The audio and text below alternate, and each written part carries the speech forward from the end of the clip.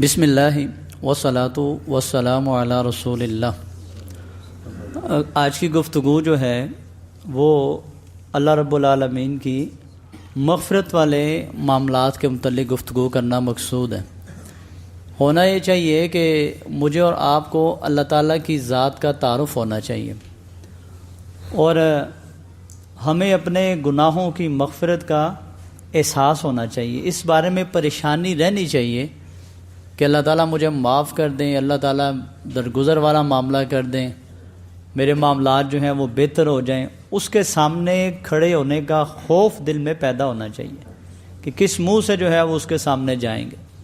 جس بندے کے اندر یہ کیفیات ہو نا، اور مولانا وحید الدین خان صاحب بڑی ایک اچھی بات کی، انہوں نے کہا جو اپنے آپ کو جہنمی تصور کرے گا نا کہ میرے کرتوت ایسے ہیں کہ میں شاید ایک شمار میرا جہنمیوں میں ہی ہوتا ہے سوائے اس رب کی رحمت کے، کہتے ہیں امید ہے کہ جسے دل سے اپنے بارے میں یہ معاملات ہوں گے اللہ پاک اسے جنت نصیب فرمائیں گے۔ یہ ہونا چاہیے دل میں، اس طرح کے معاملات ہونے چاہیے۔ توبہ کے متعلق کچھ احادیث مفہوماً بیان کر رہا ہوں، ملا کے تھوڑا مفہوماً اپنے الفاظ میں ادائیگی کی کوشش کرنے لگا ہوں۔ حضور نبی کریم صلی اللہ علیہ وآلہ وسلم نے ارشاد فرمایا ہے کہ اللہ رب العالمین جو ہے نا وہ فرماتے ہیں کہ اگر میرا بندہ ہے، میں اختصار کے ساتھ حدیث بیان کروں، بندہ ہے وہ گناہ کرتا ہے اور پھر اس گناہ پہ پشیمان ہو جاتا ہے، پریشان ہو جاتا ہے، دل میں اس کے ندامت آ جاتی ہے، سچے دل سے جو ہے وہ اللہ رب العالمین سے پھر توبہ کرتا ہے۔ وہ یہ یاد رکھیے گا کہ سچی نیت ہونی چاہیے، یہ نہیں کہ چلو خیر ہے آج کی معافی مانگ لوں کل پھر کروں گا۔ پکے سچے دل سے اللہ پاک سے وہ معافی مانگتا ہے اپنے گناہ کی۔ تو نبی علیہ السلام نے فرمایا اللہ پاک بڑے خوش ہوتے ہیں، اللہ تعالیٰ فرشتوں سے بطور فخر فرماتے ہیں دیکھو نا اس بندے کو، علم ان لہ ربا، اسے پتہ ہے نا کہ اس کا رب ہے، اور وہ اگر اس سے گناہ پہ جو ہے وہ عذاب دیتا ہے، اس کی پکڑ ہوتی ہے، اور اس سے اگر معافی مانگ لی جائے تو وہ معاف بھی کر دیتا ہے۔ اے فرشتوں تم گواہ رہنا میں نے اپنے اس بندے کو معاف کر دیا ہے۔ یہ نبی علیہ السلام کے حدیث کے الفاظ ہیں۔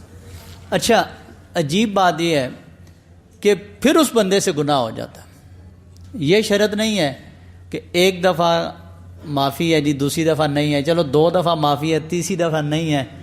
نیت اگر سچی اور کھری نیت ہو، میں اپنے بارے میں اور آپ اپنے بارے میں بہتر جانتے ہیں، پکی نیت ہو کہ مالک نہیں آج کے بعد انشاءاللہ نہیں کروں گا، ندامت ہے، اس گناہ کو چھوڑنے کا پکا ارادہ ہے، لیکن انسان ہے نا پھر بھول جاتا ہے، پھر اس پہ نفس غالب آ جاتا ہے، پھر ایسے معاملات ہو جاتے ہیں، یہ پھر رب کے حضور گر جاتا ہے، پھر گڑ گڑاتا ہے کہ اللہ مجھے معاف کر دے، مجھ سے غلطی ہو گئی ہے، میں نہیں چاہتا تھا، بس پھر مجھ سے ایسا معاملہ ہو گیا ہے۔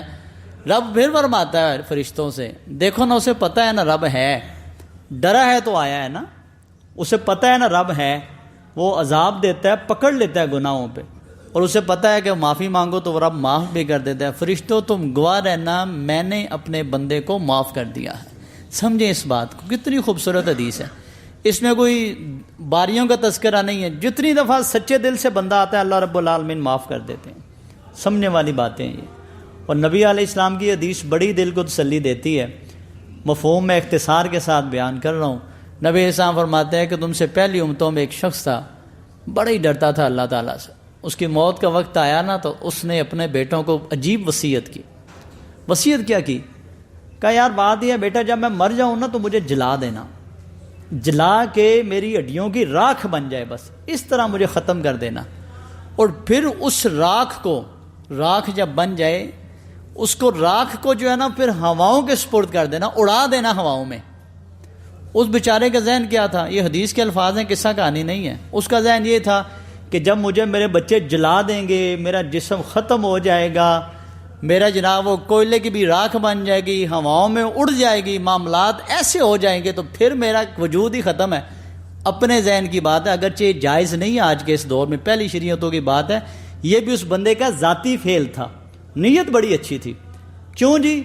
کیونکہ دل میں وہ کہتا تھا کہ میرے معاملات اچھے نہیں ہیں، مجھے لگ رہا ہے کہ میری زندگی اب باقی نہیں رہے گی، تو میں مر جاؤں تو بیٹا میرے ساتھ ایسے ہی کرنا۔ بڑا ہی پریشان تھا اپنے گناہوں کی وجہ سے. نبی صاحب فرماتے ہیں بیٹوں نے وصیت پہ عمل کیا, اسے جلایا, راکھ بنائی, اڑا دیا. وہ تو مالک ہے نا, جو کچھ بھی نہیں تھا تو پھر اس نے بندے کو پیدا کیا ہے, تو ایک پیدا شدہ بندے کو دوبارہ پیدا کرنا تو قرآن کہتا ہے مشکل ہی نہیں ہے, کوئی بات ہی نہیں ہے. اللہ رب العالمین نے ہواؤں کو حکم دیا کہ اس کی راکھ کو پھر سے اکٹھا کرو. وہ راکھ پھر سے اکٹھی ہوتی ہے, اس کا پھر ایک جناب وہ جسم بنتا ہے, پھر اس میں روح ڈالی جاتی ہے. نبی صاحب فرماتے رب رحمان پوچھتا ہو کیوں کیا تو نے ایسا کام, تجھے نہیں پتا میں رب رحمان میں پیدا کرنے والا. اس نے کہا مالک بس گناہ اتنے تھے, پریشانی اتنی تھی کہ نہیں ہمت تھی تیرے سامنے کھڑے ہونے کی, تو میں تو اس لیے اپنی جان بچانے کی کوشش کر رہا تھا. آپ سے سر فرمایا اللہ رب العالمین جب اس کی یہ حالت دیکھتے ہیں نا, یہ معاملات دیکھی, یہ حالت دیکھی, یہ خوف اور پریشانی دیکھی, اللہ رب العالمین نے فرمایا جا میں نے تجھے بندے معاف کر دیا, معافی دے دی اس بندے, گناہوں کی مغفرت فرما دی اس کی. وہ مشہور واقعہ آپ کو 100 جو قتل 99 قتل بندے نے کیے, انہوں نے کہا یار اب کوئی خیال آیا, بعض اوقات دیر سے معاملات آتے ہیں, اسے خیال آیا, گیا ایک راہب کے پاس, اختصار ہے یہ بھی حدیث کا, اس سے پتہ کیا یار میرے لیے معافی ہے. اس نے کہا تیرے لیے معافی, 99 ایک کم 100 قاتل بندوں کا قتل تو نے کیا, قاتل ہے, تجھے کہا رب معاف کرے گا. اس نے اس کو بھی قتل کر دیا, 100 پورے ہو گئے. پھر وہ ڈھونڈتا ہوا ایک صاحب علم کے پاس گیا, کہ یار میرے لیے معافی ہے, میں 100 بندے قتل کر. اس نے کہا تیرے گناہ اتنا بڑا نہیں ہے جتنی اس رب کی رحمت بڑی اور وسیع ہے. کیسی بات کر رہا ہے تو, سچے دل سے جا تو صحیح نہ ذرا رب کے حضور, لیکن ایک نصیحت ہے میری. جی کیا کروں؟ وہ کہا اب یہ علاقہ چھوڑ دیتا ہوں. یاد رکھیے گا گناہ کی معافی کے ساتھ نا ارادے گندی مجلس, گندا علاقہ, گندا محلہ, گندی گلی بھی چھوڑنی چاہیے. کہا یہ علاقہ چھوڑ دے, فلاں بستی میں چلا جا, وہاں نیکوکار لوگ رہتے ہیں, تیرے معاملات اچھے ہو جائیں گے. وہ بندہ ابھی اس نے معافی مانگی نہیں, ابھی نیت کی ہے, اور اس معافی کی نیت سے چل بسا. یہ سانس یاد رکھیے گا جہاں لکھے ہوتے ہیں وہ پورے ہو کے بندہ ختم ہو جاتا ہے. وہ بندہ چل ہی تھا کہ بندہ فوت ہو گیا. حدیث کے الفاظ ہیں عذاب والے فرشتے بھی آ گئے, رحمت والے فرشتے بھی آ گئے, یعنی جنت اور جہنم والے فرشتے اکٹھے ہو. ایک کہیں ہم لے کے جائیں گے, جہنم والے کے ہم لے کے جائیں گے, ساری زندگی کا قاتل ہے, 100 بندوں کا قاتل ہے, یہ معافی تو نہیں مانگی نا. وہ کہتے نہیں یار ارادہ تو بن گیا تھا نا اس کا, اللہ پاک کی رحمت ہو گئی تھی, بس یہ معاف ہے. قانون تو رب کے ہیں نا, وہ بدل تو نہیں سکتے. رب رحمان نے زمین کو حکم دیا کہ تو سمٹ جا, ایک طرف سے سمٹ جا, اور فرشتوں کو کہا بھی اس کی پیمائش کرو. اگر یہ ان نیک لوگوں کی بستی کی طرف زیادہ چلا گیا نا, قدم زیادہ اٹھ گئے, حالانکہ اٹھے نہیں تھے, رب نے کہا زمین سمٹ جائے تاکہ نیک بستی کی طرف قدم زیادہ لکھے جائیں. اگر اس کے قدم اس طرف زیادہ ہیں تو اس بندے کو جنتی ہے, معاف کر دو. حدیث کے الفاظ ہیں, نبی صاحب فرماتے ہیں کہ اسے جناب پیمائش کی گئی نا, تو اس کے قدم جو ہے وہ اس نیک لوگوں کی بستی کی طرف زیادہ اٹھ گئے تھے. اللہ رب العالمین نے اس 100 بندے کے قاتل کو بھی معاف فرما دی. سمجھے اس بات کو. آخری حدیث درس کی دل کرتا ہے بیان کر دوں, وہ یہ ہے کہ ہم نا بعض اوقات جذباتی ہو جاتے ہیں. کون؟ جو داڑھی رکھتے ہیں, جو نماز پڑھتے ہیں, جو حاجی صاحب ہیں, جو قاری صاحب ہیں, مولانا صاحب ہیں, جذباتی ہو کہتے ہیں اے دیکھو اس کے کرتوت کیا ہیں. نفرت نہ کیا کرے بندے سے, کبھی بھی نفرت نہیں کرنی, کیا پتا اس کے معاملات رب کے ساتھ کیا ہیں. ایک بندہ تھا, نبی صاحب فرماتے ہیں, اس نے کہا تیری اللہ مغفرت نہیں کرے گا, تجھے اللہ نہیں معاف کرے گا, اتنا گندا بندہ ہے تو, گناہگار انسان. جذباتی ہو جاتا ہے نا بندہ.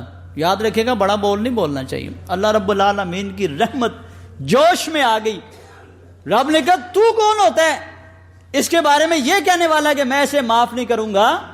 جا, تیری ساری زندگی کی عبادت ضائع ہے, اور جسے تو کہہ رہا تھا نا معاف نہیں کروں گا, رب رحمان کہتے ہیں میں نے اس بندے کی مغفرت فرما دی ہے. سمجھے اس بات کو.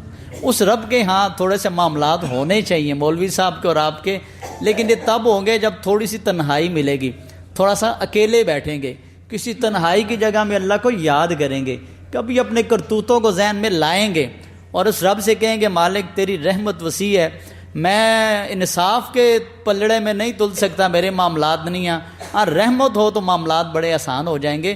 تو اس کے لیے مجھے اور آپ کو کوشش ضرور کرنی چاہیے, اس کی مجھے بہت ضرورت اور آپ کو بھی. اللہ تعالیٰ عمل کی توفیق عطا فرمائے.